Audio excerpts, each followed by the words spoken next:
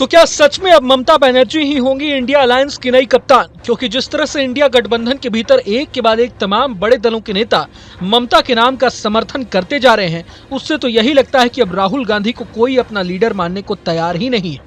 मगर सवाल तो यह है कि अलायंस में सीटों के लिहाज से सबसे बड़ी पार्टी होने के बावजूद क्या कांग्रेस ममता की लीडरशिप को स्वीकार करेगी? क्या राहुल गांधी ममता बनर्जी को इंडिया अलायंस के नेता के तौर पर एक्सेप्ट करेंगे?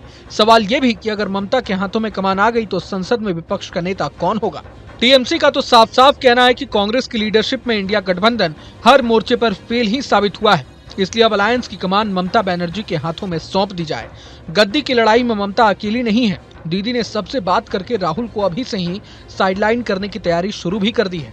इंडिया अलायंस के भीतर एक के बाद एक कई दलों ने ममता बनर्जी के नाम पर अपनी सहमति भी दे दी है। इनमें आरजेडी, समाजवादी पार्टी, उद्धव ठाकरे की शिवसेना और शरद पवार की एनसीपी शामिल है। सबसे ज्यादा हैरानी तो आरजेडी मुखिया लालू यादव को लेकर हो रही है, क्योंकि याद कीजिए जब पटना में मई 2023 में विपक्षी दलों के गठबंधन के लिए पहली बैठक हुई थी, तब आरजेडी सुप्रीमो लालू प्रसाद ने ही उस बैठक के बाद राहुल गांधी को दूल्हा बनाने की सलाह दी थी।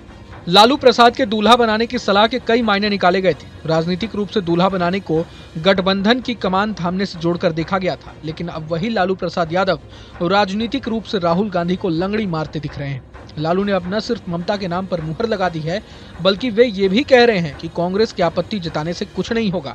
लालू के पलटी मारने के पीछे एक्सपर्ट्स का तो मानना है कि चूंकि बिहार में कांग्रेस ने आरजेडी के आगे लोकसभा की स्ट्राइक रेट के आधार पर विधानसभा में टिकट बंटवारे की मांग रख दी है, इसलिए आरजेडी अभी से ही गठबंधन से बाहर निकलने की तैयारी कर रही है। जानकारी के लिए बता दें कि लोकसभा चुनाव में बिहार में कांग्रेस का स्ट्राइक रेट 33% था, जबकि आरजेडी का स्ट्राइक रेट महज 17% था। अब इसी आधार पर कांग्रेस विधानसभा चुनाव में भी सीटों का बंटवारा चाहती है, जो कि आरजेडी को नागवार गुजर रहा है। वहीं दूसरी पार्टियों की बात करें तो सपा, शरद पवार की पार्टी एनसीपी और उद्धव ठाकरे गुट में भी ममता को इंडिया अलायंस का लीडर बनाने पर सहमति बन गई है। जानकारों का मानना है कि कहीं ना कहीं इन सभी दलों को कांग्रेस की लीडरशिप के अंदर खुद को साइडलाइन किए जाने से आपत्ति है।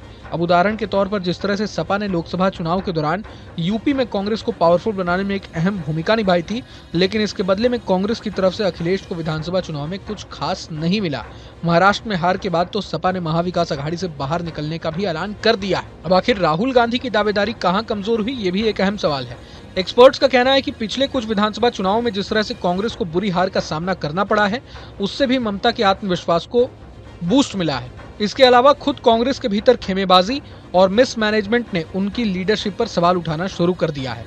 हालांकि कांग्रेस के वरिष्ठ नेता और लोकसभा में विप मणिकम टैगोर ने कहा है कि इंडिया गठबंधन के कुछ साथी ममता बनर्जी को गठबंधन के चेयरमैन बनाने की मांग सदन के मुद्दों से ध्यान भटकाने के लिए कर रहे हैं। वहीं बीजेपी ने भी पूरे मसले पर अपनी प्रतिक्रिया देते हुए कहा है कि स्वार्थ और जनता की गाढ़ी कमाई लूटने वाले जमात ने अपने बचाव के लिए इंडिया गठबंधन बनाया था। अब इन लोगों को लगता है कि इस बैनर के तले चेहरा नहीं छुप सकता, तो नया नाटक शुरू किया गया है।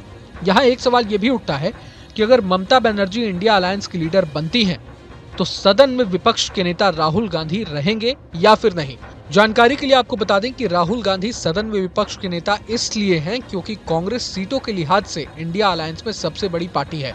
इस वक्त कांग्रेस 99 सीटों के साथ इंडिया अलायंस में सबसे बड़ी पार्टी है। ऐसे में भले ही ममता बनर्जी इंडिया अलायंस की लीडर बन जाएं, लेकिन सदन में राहुल गांधी की पावर खत्म नहीं होगी और वे आगे भी विपक्ष के नेता के रोल में नजर आते रहेंगे। हालांकि वार पलटवार के इस खेल को साइड रखा जाए तो ये देखना दिलचस्प होने वाला है कि क्या ममता के दांव को कांग्रेस कैसे टैकल करती है। बहरहाल पूरे मसले पर आप क्या सोचते हैं हमें कमेंट बॉक्स में जरूर बताएं। अगर आपको ये वीडियो पसंद आया तो लाइक करें और चैनल को सब्सक्राइब करें। वहीं तमाम बड़ी खबरों के लिए देखते रहें न्यूज नेशन। न्यूज नेशन अब व्हाट्सएप पर खबरों के ताजा अपडेट के लिए न्यूज नेशन के इस क्यूआर कोड को स्कैन करें।